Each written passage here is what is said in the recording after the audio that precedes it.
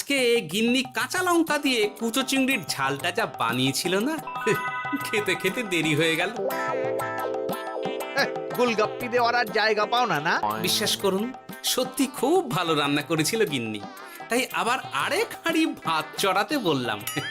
আর সেটা খেয়ে আসতেই তো দেরি হয়ে গেল। আরো এক হাঁড়ি? মহারাজ কিছু মনে করবেন না, এই পাঠশালা বন্ধ করে সব গুছিয়ে তবে এলাম। সুপ্রভাত মহারাজ। সুপ্রভাত মহারাজ। প্রভাত আজকে আর শুনেই। তোমরা সবাই এত কুঁড়ে হয়ে গেছো যে কি বলবো। মহারাজ, এই কুড়েমির আসল কারণ হচ্ছে চর্বি। কথায় আছে, যত বেশি চর্বি তত তাড়াতাড়ি মরবি। আপনি কি বলতে চাইছেন মন্ত্রী মশাই, যে আমি তাড়াতাড়ি মরে যাব আর আপনি মজা দেখবেন? ঠাকুর ঘরে কে, আমি তো কলা খাইনি ব্যাপার হয়ে গেল। গোপালের একদম মোক্ষম জায়গায় আঘাত লেগেছে, যাকে বলে ওই আঁতে ঘা। তুমি বেশি কথা বলো না বৈদ্য, ছুঁচ করে চালুনির বিচার। হ্যাঁ, বৈদ্য তো দেরি করেই এসেছে। আমার মনে হয় প্রত্যেককে এমন ভাবে প্রশিক্ষণ দেওয়া দরকার যাতে তারা একটু চনমনে হয়ে ওঠে। হ্যাঁ মহারাজ, তাহলে আগামীকাল থেকেই শুরু হোক ব্যায়াম আর অস্ত্র শিক্ষা। হ্যাঁ, কুঁড়ে থাকলে রাজ্যের কোনো বিপদ আপদেই সভাসদেরা কাজে আসবে না। ঠিক বলেছেন মহারাজ। তাহলে আর দেরি কেন, চলো সবাই এখনই আমরা মাঠে যাই। এই তো মহারাজ ভরপেট খেয়ে এলাম, এখনই মাঠে? ও সব অজুহাত দিয়ে লাভ নেই, চলো চলো চলো।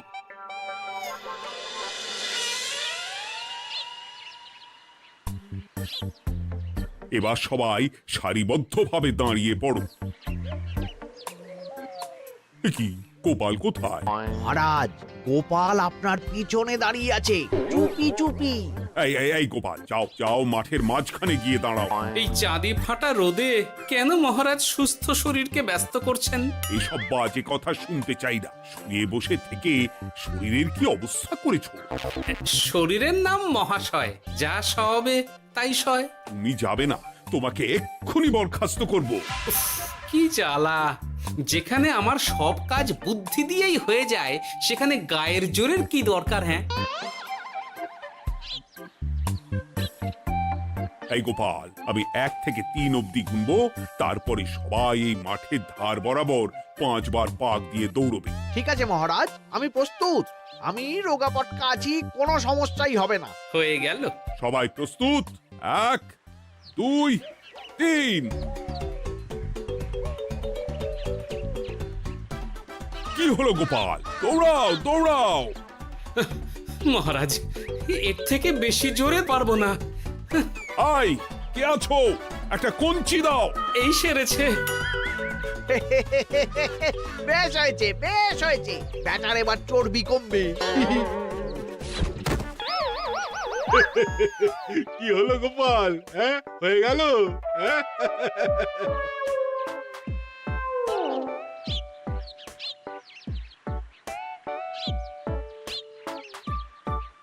এই উল্টে উঠি, আমাদের দাদু উল্টে গেছে। হ্যাঁ, তাই তো দেখছি। চল চল গিয়ে দেখি। উফ, চেহারার কি অবস্থা বানিয়েছো গোপাল, হ্যাঁ? এতটুকু দৌড়তে গেলেই চিটপটাং। তাড়িয়ে দিন মহারাজ, এরকম বেঢপ চেহারা সভাসদকে আমাদের দরকার নেই। না না, তা বললে হবে নাকি গোপাল? তুমি এক্ষুনি বাড়ি চলে যাও, কালকে আবার মাঠেই দেখা হবে। এই দাদু, বাড়ি চলো। ওরে বাবারে!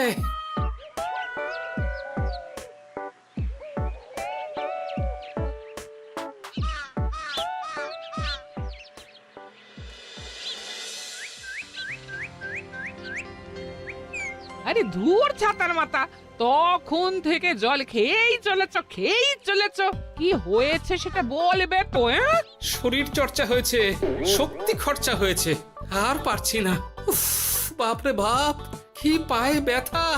এই জন্যেই আমি বলি বাপু, একটু বপুটাও নড়াও। কিন্তু কার কথা কে শোনে? ওরে বাবা, অকারণে সুস্থ শরীর ব্যস্ত করবো কেন বলো তো? বেশি নড়াচড়া করলেই আয়ু কমে যায়। তোমার এই বাজে কথা কোন শাস্ত্রে লেখা আছে শুনি? শাস্ত্রে কেন যাব, বাস্তবে জলজ্যান্ত উদাহরণ আছে। আমি মানতে পারছি না। হুম, মানতে পারছি না বললে তো হবে না, তোমাকে মানতেই হবে। বেশ, প্রমাণ করো।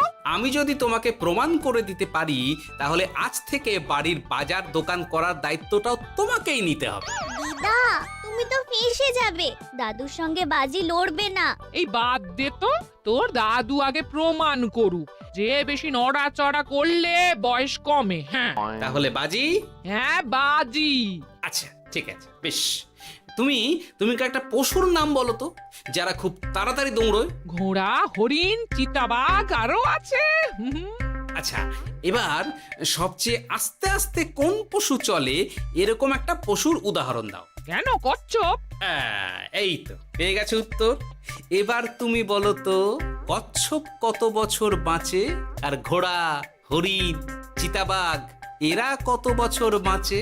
চিতাবাঘ, ঘোড়া কেউই 30 বছরের বেশি বাঁচে না, কিন্তু কচ্ছপ 300 বছরও বেঁচে থাকে। হেরেছে, হেরেছে, আমার বউ হেরেছে। উফ, জীবনের কত বড় চাপ নেমে গেল। হ্যাঁ, এই তুমি আমাকে এভাবে হারালে। তখনই বললাম দাদুর সঙ্গে বাজি লড়তে যেও না। নাও এবার খেলা সামলাও।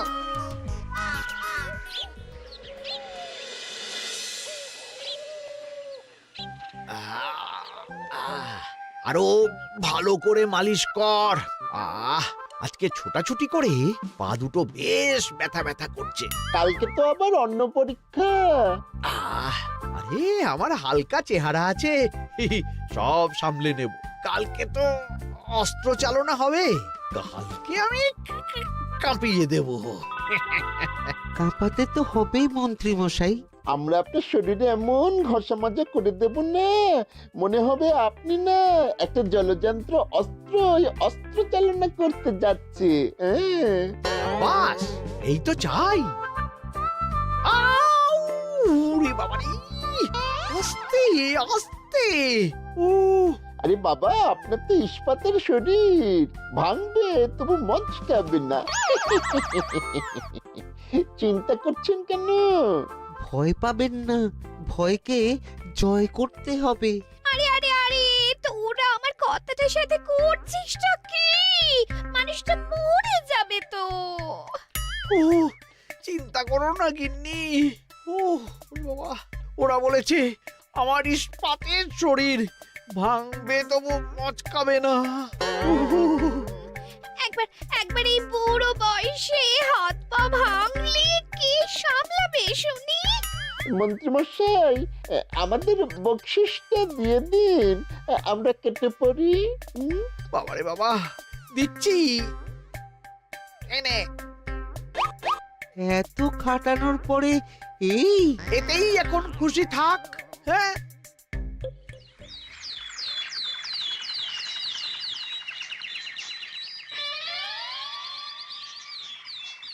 এবার তোমাদের সকলকে অস্ত্র শিক্ষা দেওয়া হবে। উফ, রোজ রোজ কি জ্বালাতনে পড়েছি, বাপরে বাপ। বাবা মা কাউকে ডাকার দরকার নেই, ভালো না লাগলে রাজসভা চাকরি ছেড়ে চলে যাও। মহারাজ, এটা তো উচিত নয়। যে যেটাই পারদর্শী তাকে সেটাই করতে দিন না। একটা বাঁদরকে যদি আপনি বলেন শিকার করে মাংস খেয়ে দেখা, সে কি পারবে মহারাজ? মহারাজ, গোপাল একটু বেশি কথা বলছে, ওকে আপনি বের করে দিন। আমি তোমার কথায় গলবো না গোপাল, তোমাদের সবাইকে এখন অস্ত্র শিক্ষা শিখতেই হবে। কর্তার ইচ্ছায় কর্ম, এখন তো আমার আর কিছুই বলার নেই। তাহলে আর দেরি কেন, তোমরা সবাই একটা করে ঢাল আর একটা করে তলোয়ার তুলে নাও। সেনাপতি, বলুন মহারাজ। তুমি সকলকে অস্ত্র শিক্ষা দেবে, তলোয়ার চালানো শেখাবে।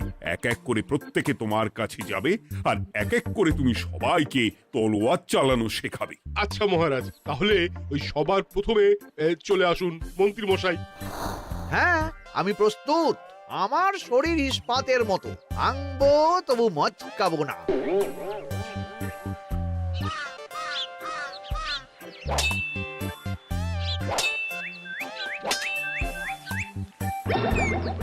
কি কেমন দিলাম? অত সহজ নয় সেনাপতি।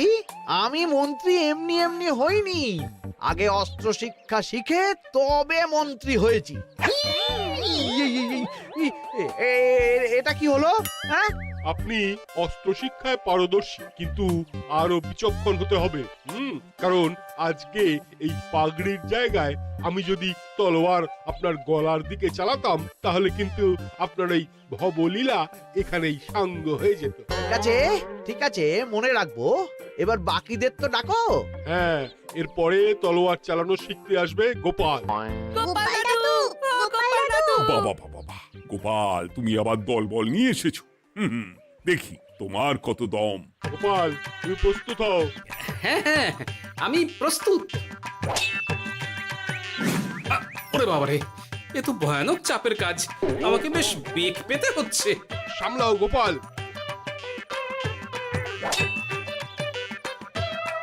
না, আমাকে অন্য রাস্তা দেখতে হবে। সেনাপতি, মহারাজের দিব্যি, তুমি আমার দিকে তলোয়ার ঢাল বাড়াবে না। এই এটা কি হলো? সত্যি তো, এটা কি হলো? গেল গেল গেল গেল গেল গেল গেল, দুটিটা খুলে গেল গো। দেব নাকি এবার কুচ করে কেটে? জিতে গেছি, জিতে গেছি। এটা কি হলো? শত্রুপক্ষ কখনো কারো দিব্যি শুনবে না। আর সেনাপতি, তুমি কি ওখানে দাঁড়িয়ে দাঁড়িয়ে মজা দেখছো? আমি কি করব মহারাজ, গোপাল যে আপনার দিব্যি দিয়ে দিল। গোপাল বেটা খুব চালাক। তাহলে এখন উপায়? ওসব গোপাল তোমাকে বোকা বানাবার জন্য করেছে। তুমি ধুতি ঠিক করে আবার লড়াই চালিয়ে যাও। যথাজ্ঞা মহারাজ।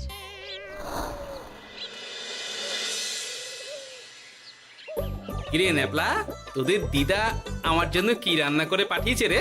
এই তো ভাত, আলু সেদ্ধ, এই পুঁই শাকের ঝোল আর রুই মাছের ঝাল। আর তোদের যে তোষক, বিছানার চাদর আনতে বলেছিলাম, এনেছিস তো? ওই তো দাদু, পুটির গুলটে আর বাকিরা সবাই ধরাধরি করে নিয়ে আসছে। ব্যাস, তাহলে তো আর কোনো চিন্তা নেই। খেয়ে একটা জব্বর ঘুম দেব, কারণ এখানে যা রঙ্গ দেখছি তাতে বিকেল হয়ে যাবে। তলোয়ার শিক্ষা আজকের মতন এটুকুই থাক।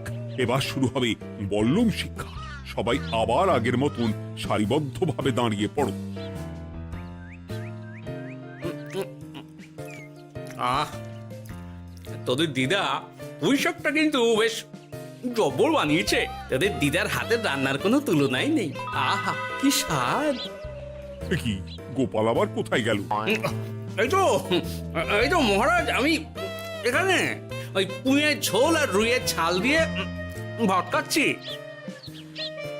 এসব কি মাঠের মধ্যে খাওয়া? আরে শরীরটাকে তো রাখতে হবে। তাড়াতাড়ি খেয়ে এইদিকে এসো। আসছি আসছি আসছি। এবার আমি তোমাদের দেখাবো কিভাবে বল্লম নিয়ে তেড়ে যেতে হয়। দেখান মহারাজ।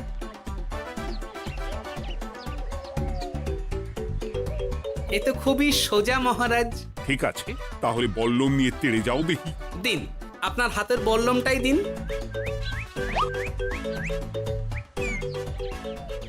আরে আরে, গোপাল তো মাঠ থেকেই চলে গেল। আমি ডেকে আনছি মহারাজ। আরে আরে, ও গোপাল, গোপাল, মহারাজ ডাকছেন, থামো থামো। মহারাজ বলেছেন বল্লম নিয়ে তেড়ে যেতে।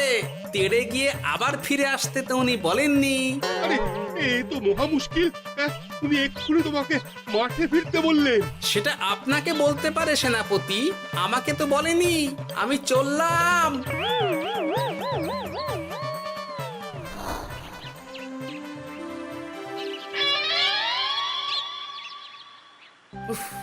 বাবারে বাবা, কি ঝক্কি! অনেক বুদ্ধি করে মাঠ থেকে খাটে চলে এসেছি। আমি আর উঠছি না। এ কি বলি, তোমাদের তো এখন অস্ত্র শিক্ষা নেওয়ার কথা। হ্যাঁ, তোমার বলা নেই, কোয়া নেই, অমনি বাড়ি চলে এলে। আরে বাবা, ওইসব অস্ত্র শিক্ষা মানেই সুস্থ শরীরকে ব্যস্ত করা, অসহ্য খাটনি, অযথা কষ্ট। কষ্ট করলে তবেই কেষ্ট পাওয়া যায়। হ্যাঁ, তোমায় আমি আগেও বুঝিয়েছি, যেখানে বুদ্ধি কথা বলে সেখানে দেহের শক্তি নীরব দর্শক গিন্নি।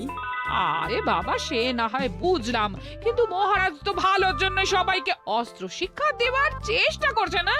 আরে বাবা, যার যা কাজ তাকে সেটা করালেই পারে। মহারাজ তো সেটা বুঝতেই চাইছেন না। আমি এখন ঘুমো।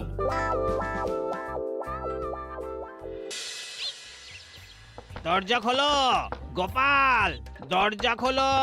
গোপাল, গোপাল দরজা খোলো বলছি। ব্যাস হয়ে গেল।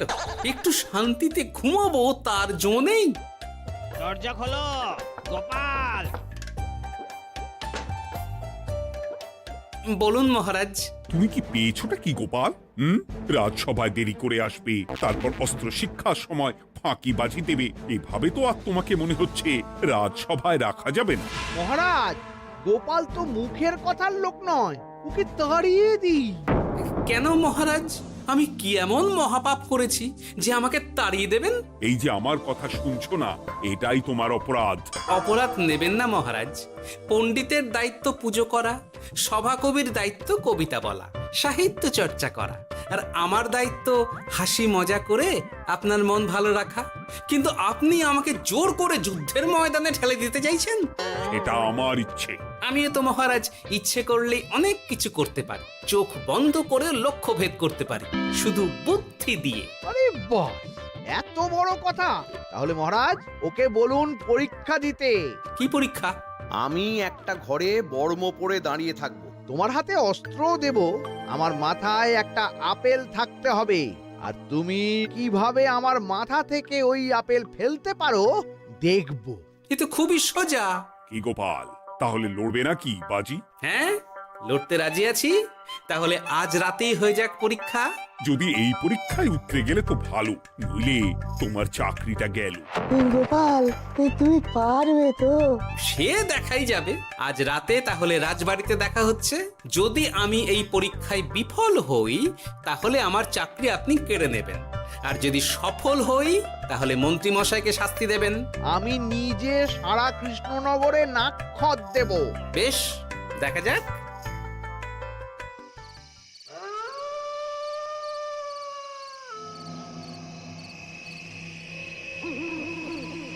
কি মন্ত্রীমশাই, ব্যবস্থা সব ঠিকঠাক হয়েছে তো? হ্যাঁ, এবার শুধু গোপালের পরীক্ষার পালা। আমি তাহলে বাইরে গেলাম, গোপালকে পাঠিয়ে দিচ্ছি।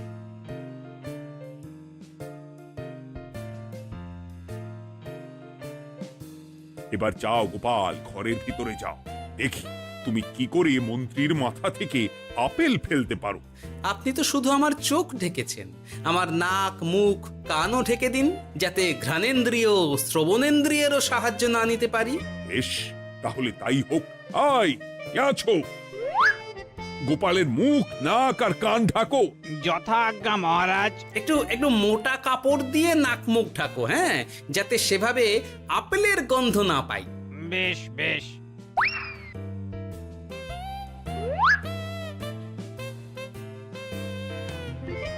যাও গোপাল।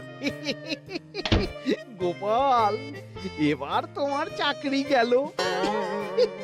এবার তুমি কি করবে? কি করবে? দৌড় ঝাঁপে ফাঁকিবাজি? হ্যাঁ?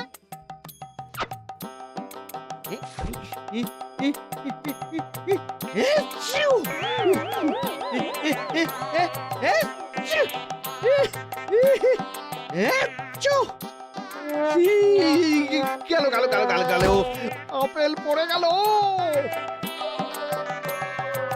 আপেল পড়ে গেল? মহারাজ, এর মধ্যেই গোপাল আপেল ফেলে দিয়েছে। ঘরের ভেতরে চলো।